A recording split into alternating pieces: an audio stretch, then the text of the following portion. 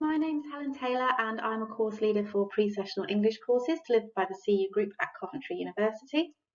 I'll be presenting with my colleague Golshan Moslemi-Jazi, who's a PSE tutor. This presentation explores perceptions of observations from the perspective of observers and observees. But before we take a closer look at the project, we wanted to outline the observation formats. Due to COVID forcing us to move online, the observation approach was adapted this year to allow us to observe while the tutors were teaching via MS Teams. This shift was informed by the Barley discussion list and the observation guidelines that Glasgow University kindly shared.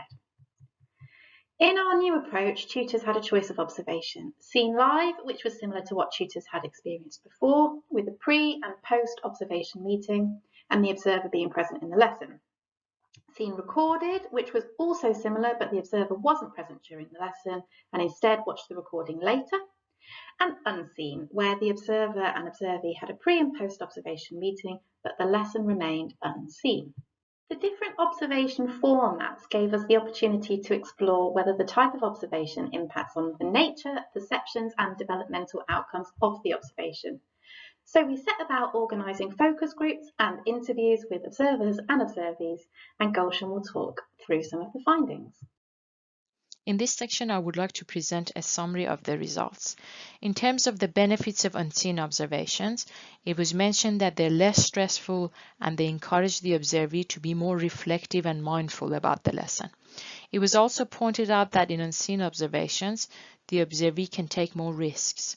It is also believed that students' behavior is more genuine. With regards to the negatives of unseen observations, as you can see in this quote, the observee may not find them beneficial, and also there is the concern that observees' representation of practice may be contradictory to their actual practice. The observers also added that in this type of observation, it's not as easy to probe in the same way in the post-observation reflections. In terms of seen recorded observations, they're logistically easier to arrange, and the observer's presence is less noticeable. The observees felt they had more control and autonomy during the process of the observation, since they had the freedom to record a specific stage of the lesson. The developmental aspect of this kind of observation included the observees having the possibility of rewatching the video and sharing their best practice with other tutors. On the other hand, recorded lessons on Teams may not present a full picture of the lesson, for example, students' engagement in breakout rooms. With regards to the benefits of more traditional live observations, it was pointed out that it was useful to have another person live in the lesson, seeing student interactions at different stages of the lesson. Moreover, seeing the students' levels and practicality of the materials for online delivery has a bigger institutional impact.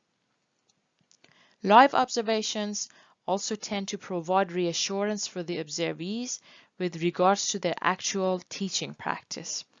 The negatives of live observations include lack of clear expectations and criteria for teaching online. The observer's presence could also be off-putting for the observee. Now we've shared a broad picture, we wanted to focus on a few tensions which came out of the discussions. The first is the conflicting function of observations, whether they are judgmental or developmental, and the quote on the screen captures this quite nicely. Edgington suggests that fear of judgment can discourage experimentation and limit teacher effectiveness, and can lead observees to conform and perform. However, not everyone saw observations in this way.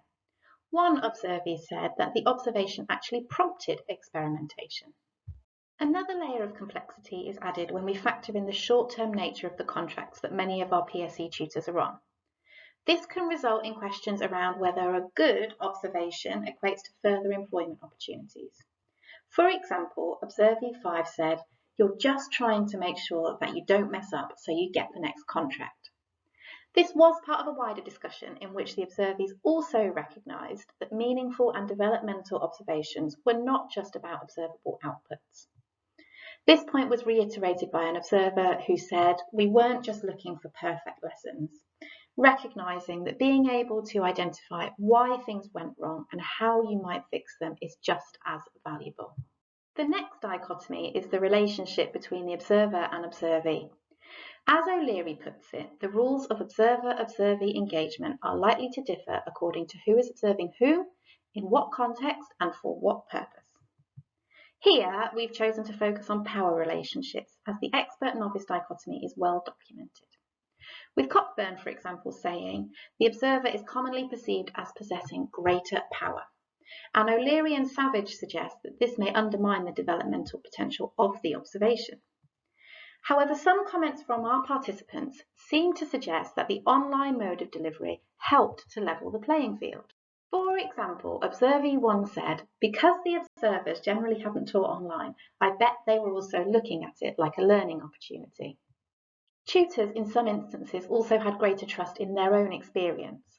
The observer not being fully familiar with the environment, they may not be able to tell that we were monitoring. So how did the observation formats change things? Well, the different observation formats helped to give observees some control over their observations and allowed them to emphasise the developmental nature of the observations if they wished. For example, unseen observations allowed tutors to focus on different elements of their practice and get feedback on these rather than on lesson delivery. Recorded observations allowed tutors to send an edited clip of teaching to focus on a particular area that they had identified. Certain observation types also had an influence on power distance. For example, with recorded observations, the tutors can watch themselves back, so it's not just the observer that has that perspective. Unseen observations also have the potential to reduce power distance, as the observee had to guide the post-observation discussion. Observee 9 put it neatly, saying, it sort of trusts you to be reflective and honest about the experience. We wanted to wrap up by asking a few questions that may be useful in guiding us towards a new normal. Who is observing whom?